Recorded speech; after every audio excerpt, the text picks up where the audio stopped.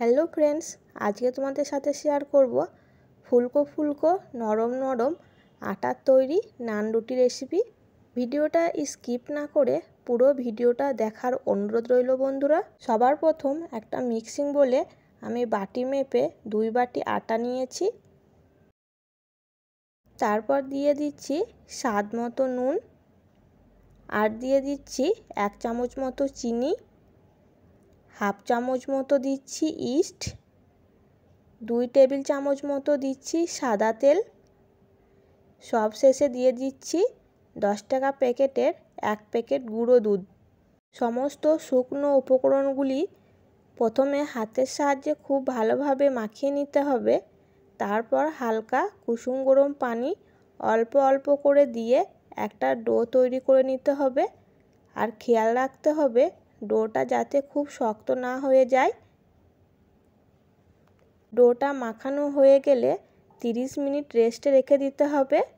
30 minute পর দেখতেই পাচ্ছ ডোটা অনেকটা ফুলে গেছে আর কতটা জালিদার হয়েছে।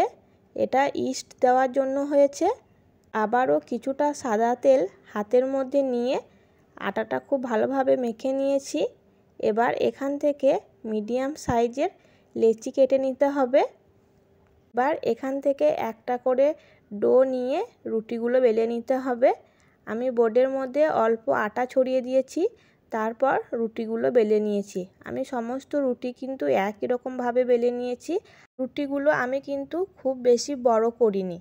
অন্যদিকে একটা ফ্রাই প্যান আমি গরম করতে দিয়েছিলাম। প্রথমে রুটিটা দিয়ে কিছুক্ষণ রাখার পরে উল্টে দিচ্ছি, তারপর আবারও উল্টে দিয়ে ভালোভাবে সেঁকে নিচ্ছি। তারপর দেখতেই পাচ্ছ অটোমেটিক কিন্তু রুটিগুলো ফুলে উঠছে। ঠিক এরকমভাবে উলটপালট করে রুটিগুলো সেঁকে নিতে হবে। আমি বাদ বাকি যে রুটিগুলো ছিল সেগুলো কিন্তু একই রকমভাবে সেঁকে নিয়েছি। আর বন্ধুরা, আমার এই ভিডিওটা তোমাদের যদি কোথাও কারো ভালো লেগে থাকে অবশ্যই আমার এই ছোট্ট চ্যানেলটাকে সাবস্ক্রাইব করে দিও আর পাশে থাকা বেল আইকনটি প্রেস করে দিও, যাতে আমার ভিডিওর সমস্ত নোটিফিকেশন সবার প্রথম তোমাদের কাছে পৌঁছাতে পারে। তো সমস্ত রুটিগুলো আমি পরিবেশন করে দেখাচ্ছি। আর মাশাআল্লাহ দেখতেই পাচ্ছ রুটিগুলো কতটা সুন্দর হয়েছে আর কতটা নরম হয়েছে। তোমাদেরকে একটা রুটি আমি ছিঁড়ে দেখাচ্ছি যে ভেতরে কতটা সফট হয়েছে। দেখো রুটিগুলো। তোমরা যারা নান রুটি তৈরি করতে পারো না, আমার এই রেসিপিটা ফলো করে অবশ্যই একবার বাড়িতে বানিয়ে দেখবে। খেতে কিন্তু অনেক মজার হয় বন্ধুরা। আজকের ভিডিওটা এই পর্যন্তই। দেখা হবে নেক্সট ভিডিওতে।